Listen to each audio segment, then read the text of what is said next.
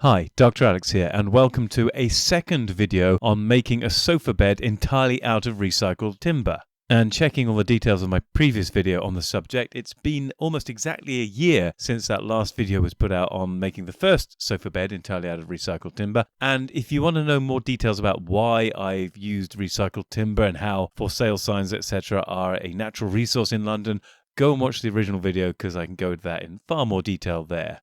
Suffice to say, I used the same techniques, more or less, to build the second sofa bed. But you might want to know why I built a second sofa bed in the first place, and also why it's been so long since I did the video about making it.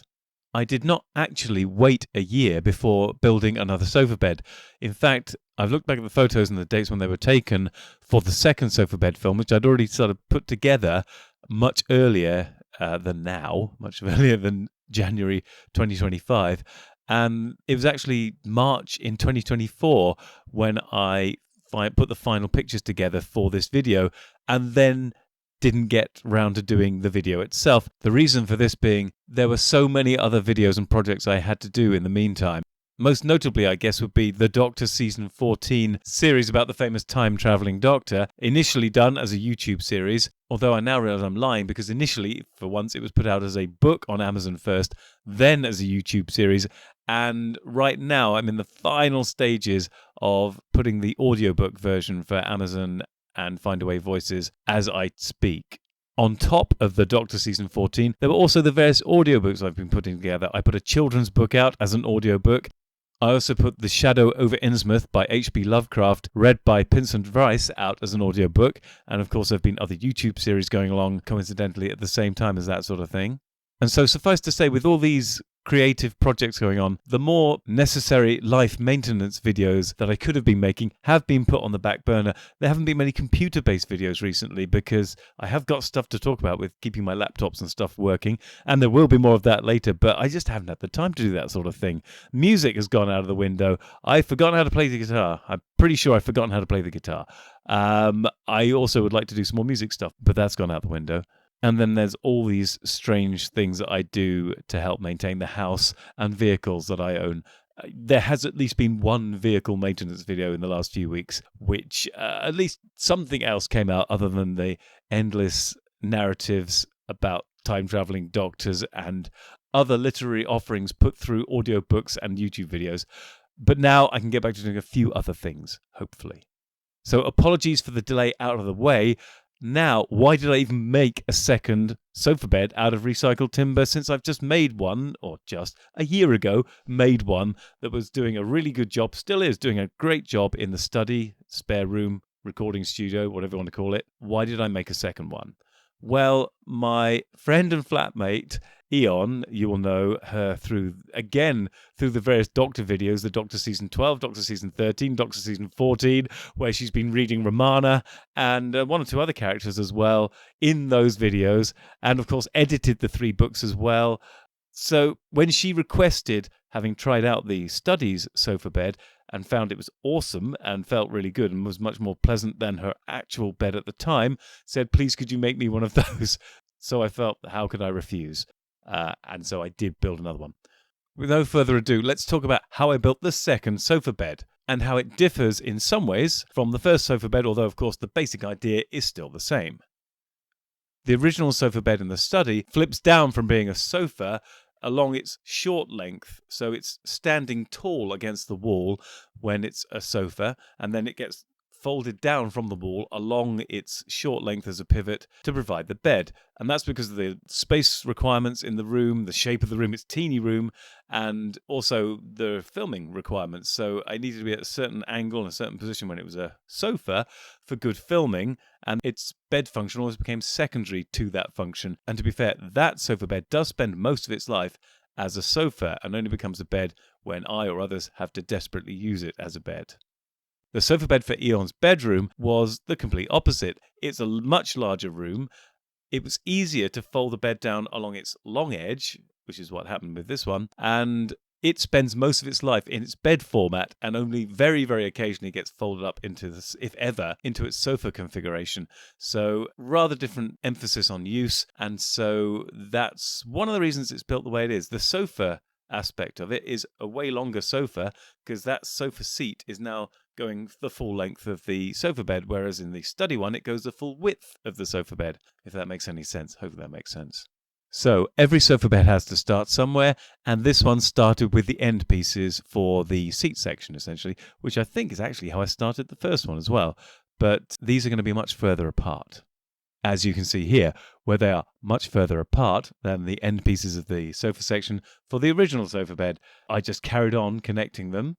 And at this point, when all 4 of the cross sections from the 2 ends of the bed were in place and a further reinforcement was put in place around the middle, I moved it inside the flat because at this point there was no way I wanted to carry the entire sofa bed when it was complete up into the flat and install it. So from here on in, it was built in the flat itself and just shifted from room to room, which is a much more convenient way of doing it.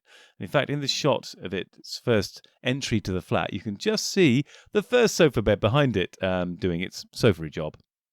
The next stage was putting the slats on the sofa section that you could sit on in place, essentially completing the sofa part of the sofa bed.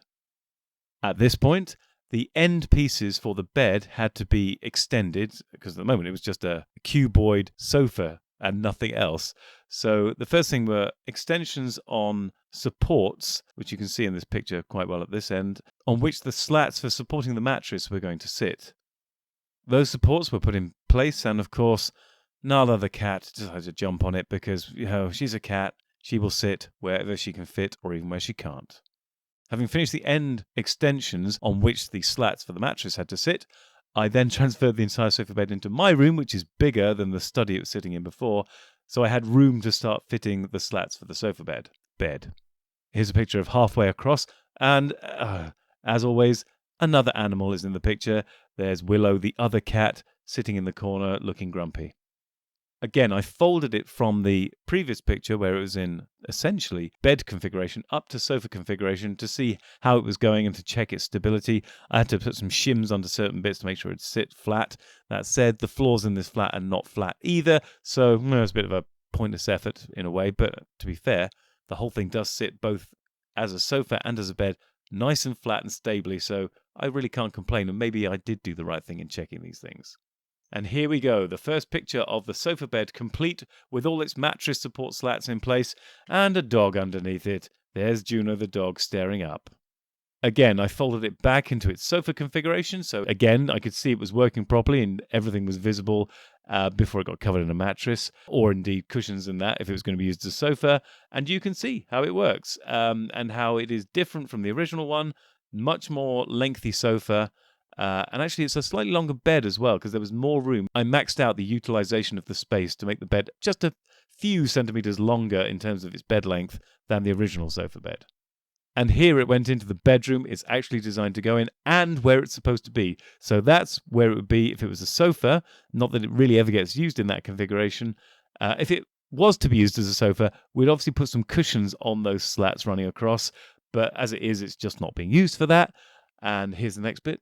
The final shot of the sofa bed in its final home, slotted in, perfectly fitted, perfectly measured up, with the mattress on. And I know you're going to say, that mattress looks a little thin. I was thinking the same thing, but this was her original mattress and what she wanted to use. It has now subsequently got a thicker mattress on it.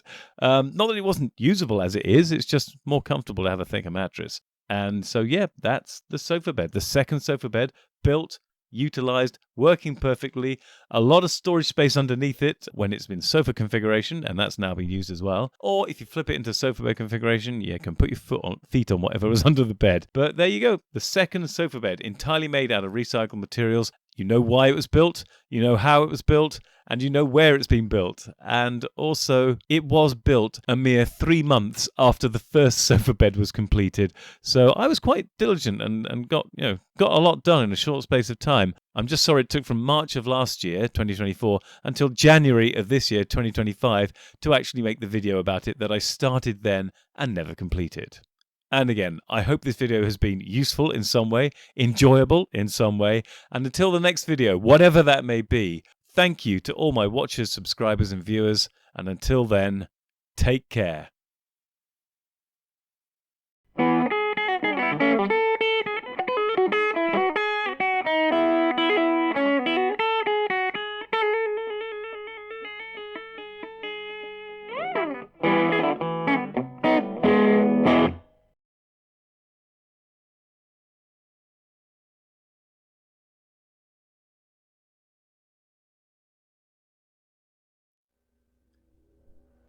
Masters, mistresses, the Doctor requires materials in order to maintain the TARDIS and ensure continued functionality. He similarly requires carbon-based comestibles to sustain his own biological functions and existence. Master would never say this, but he requires aid beyond that supplied by this unit in order to acquire these. To aid the Doctor in his various tasks and creations, this can be most effectively achieved via Patreon or Substack subscriptions, or through donations directly to PayPal. Or if you desire physical goods in return for your contributions, written accounts of my travels with the Doctor are also available on Amazon. Links are in the description below. Thank you, masters, mistresses.